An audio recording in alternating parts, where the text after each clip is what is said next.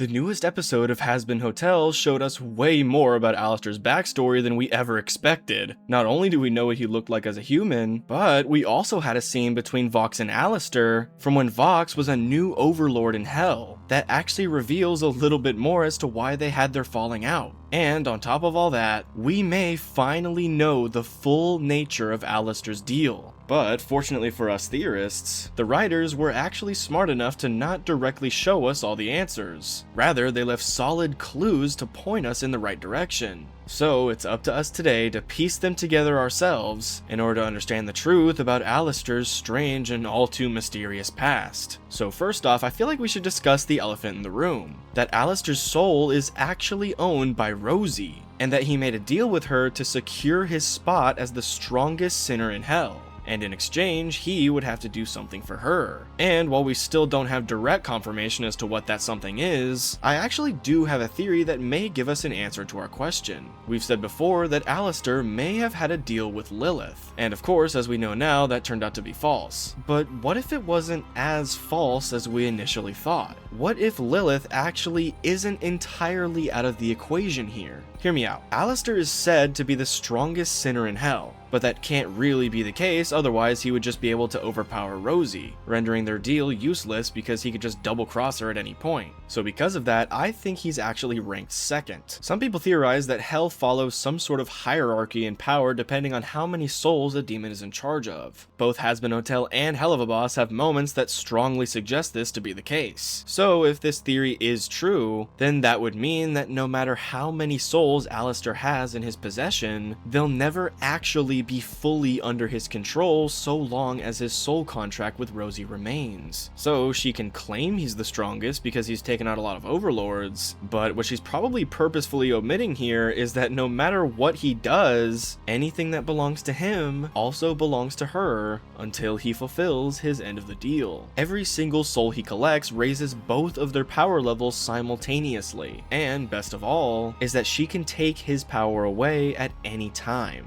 But the reverse is not true, placing her above him until the situation changes. Why do I bring all this up? Well, we've always assumed that since Alastor is quote-unquote the strongest in Hell, that meant that his power had to come from someone far more powerful than even the overlords, that being the fallen angel Lilith. But since Rosie is confirmed to actually own Alastor, I'm strongly inclined to believe that Rosie has a deal with Lilith instead. Why do I believe this? Well, both of them seem to possess a strange connection to Charlie in some way. Every single thing both Alastor and Rosie does is centered solely around Charlie in the hotel. Think about it. In the beginning of episode 4, when Alastor is meeting with Rosie and he tells her he quit the hotel, she seems to give him a lot of pushback on that decision, saying that it's not his choice to make. Almost like she has some kind of skin in the game that she just doesn't want to reveal. Something interesting that happens later on in the episode is that when Alastor loses the fight against Vox, he offers himself up as a prisoner in exchange for Vox to never lay hands on Charlie. However, I do think that Alastor's decision here is a bit more nuanced than it seems on the surface, and I think it actually may show a slight change of heart on Alastor's side, but I'll get to that later. As for Rosie, what exactly is so damn important about Charlie and the hotel that Alastor just has to be there? Well, bear with me here, but I actually think there's a pretty good chance it has something to do with Lilith and the exterminations. Let me explain. In episode 4, there's a line that Katie Killjoy says that's super easy to miss. Now, I don't think I'm allowed to play it here because of copyright, but I will put it up on screen as well as the timestamp in the episode where it occurs so you can see it for yourself. But anyway, she states that the exterminations were going on for 7 years, which for the first time draws a connection between Lilith, Alastor, and the exterminations, who all have this weird 7-year time period in common. And with this, I actually have a theory that I'm certain has a strong chance of being true given these new connections. Here's a little theory timeline for you. I think that Alastor, as a human, showed great potential. His soul was already completely corrupted long before he could ever become a demon. So the moment he did that ritual and summoned Rosie, his fate was already sealed. Rosie realizes Alastor could be a very valuable asset when it comes to helping her and Lilith's cause. So she he pushes up his death a little. After all, the deal wouldn't take effect until after he was already in hell, so why not just cut straight to the chase? Alastor arrives in hell after his, let's just say, conveniently timed death, and Rosie is right there to greet him. She then uses him as a pawn to make everyone fear hell's power. They grew so powerful, in fact, that even heaven caught wind of what was going on. Since Lilith was still in hell at the time, the mission was completely different. Make the people of hell look like they were strong enough to form an uprising against heaven. The mission was to use Rosie, and after his potential was discovered, Alastor, in order to one day make it back to the place they were forcibly cast out of against their will. They would make it to heaven once again, until one day, the Seraphims, as unbelievable as it sounded at first, actually started to fear hell's power. So they went to Lilith, the most important figure in this revolution, and offered her a deal to give her her wish and let her back into heaven for as long as she wants, only if she agrees to cut off all communication with her family and friends in hell, and force her strongest overlords to go into hiding, while the angels send down exorcists to thin hell's numbers for 7 years. So they would never be strong enough to start an uprising, which resulted in Alastor going off the air on Rosie's behalf, as he says in their duet. If Rosie is under Lilith's command, then if Lilith's plan changes, Rosie's will too, and by extension, so must Alastor's as well, even if they want to or not. Hence the complete 180 U-turn from trying to make hell look really powerful and ready to fight, to completely stripping them of all of their defenses pretty much immediately. Also, Lilith can finally get back into heaven, at the low price of everything she cares about. But since it's revealed now that even the strongest of angels can be killed, the jig is almost certainly up. Everyone knows that angels aren't actually as invincible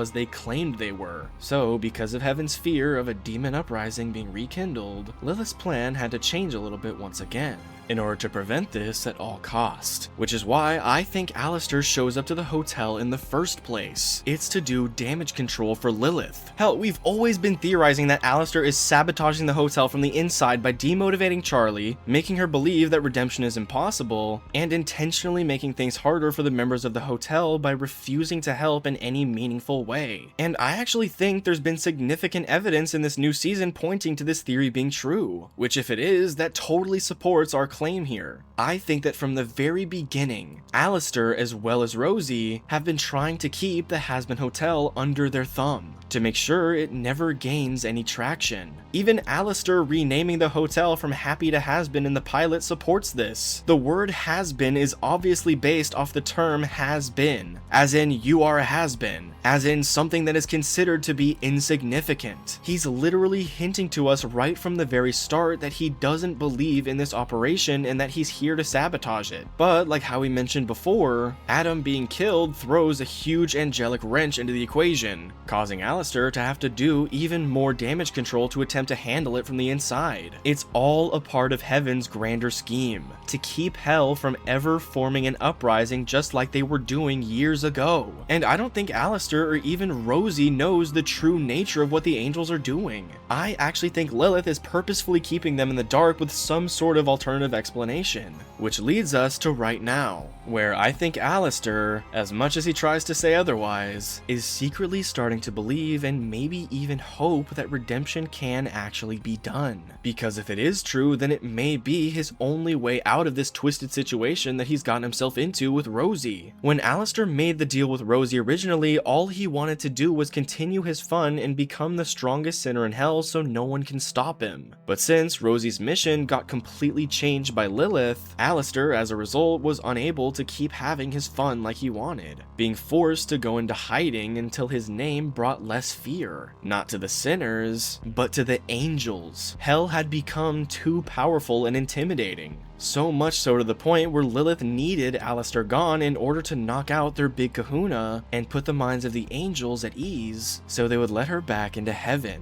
But then, after Charlie started running the hotel, Lilith saw its potential for success, and as a result had to keep the hotel's wings clipped at all cost, in order to keep her secret hidden. Because if her people, and more importantly her family, were to get up there and find out about her betraying them and leaving everyone behind so she can get a free pass to live it up in heaven, while they're stuck getting endlessly killed and threatened every year by a bunch of exorcists, I bet that would cause a whole heap of problems. Which is probably why she's been staying in a secluded area in heaven all by herself all these years. She's been in hiding to ensure that not only were demons no longer feared, because the Queen of Hell as well as the strongest overlords were missing, but also, as we said before, to make sure the people who were closest to her never found out about her unforgivable decision. But now it very much seems like that wish is about to come crashing down all around her, as Hell's desire for an invasion continues to grow, and as Vox's attempts to add fuel to the fire continue to succeed, she may have no choice but to go down there and face what she did in order to stop an all-out war between the two realms, and in order to stop her family from potentially being killed. Now, I know that's a crazy theory, so allow me to leave you with one more that I'm actually quite certain will happen.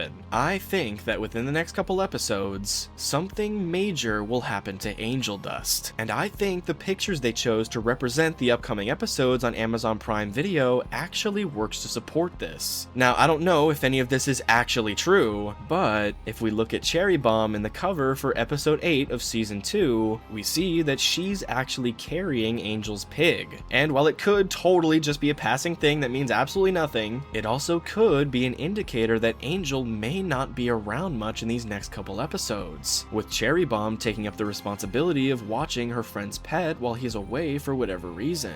With Angel and Cherry's bond getting stronger with each episode, it would totally make sense for this to be the case. And also, not to mention, literally the next episode in the season is rated 18+, which is the only other time an episode has been given that age rating, other than, of course, season 1 episode 4. And we all know what happened in that episode. And while it's not 100% confirmed, I definitely wouldn't rule out the possibility of Angel Dust being targeted in some sort of significant way in the near future. But with all that out of the way, these episodes were some of the best in the series so far. Even though Alastor's soul being owned by Rosie was leaked months ago, and even though I'm still not fully over that, I still had a great time finally seeing it fully animated. And while these episodes overall are a huge step in the right direction in my book, I do think some of the tropes are a bit overdone. Like, for example, Charlie going absolutely crazy and not listening to a single person who's giving her advice. Instead, just opting to do the exact opposite even though she gets clear warning beforehand about what's gonna happen, and even though she tries to avoid it, it still obviously happens anyway in the worst way possible. Like when she sent the email to Vox and when she did the interview with Katie even though Vaggie literally predicted bar for bar what would happen. It just kind of makes it hard to watch and even harder to feel bad for Charlie when she's literally warned beat for beat, line for line what's going to happen, and it still happens anyway. Like, you can just see that coming a mile away. But again, that's honestly my only complaint with the writing of these episodes. The rest of it, in my opinion, is a huge step up. But anyway, if you agree with anything I had to say in this video, make sure to subscribe down below. And also, while you're down there, why not leave a comment and let me know what you think is going to happen in the next couple of episodes. I actually have a fully completed Helliverse timeline coming in a couple of days, so make sure to hit the bell if you don't want to miss that. Alright everyone, that's going to be it from me. I love every single one of you with all my heart. Thank you so much for watching, and I'll see you next time.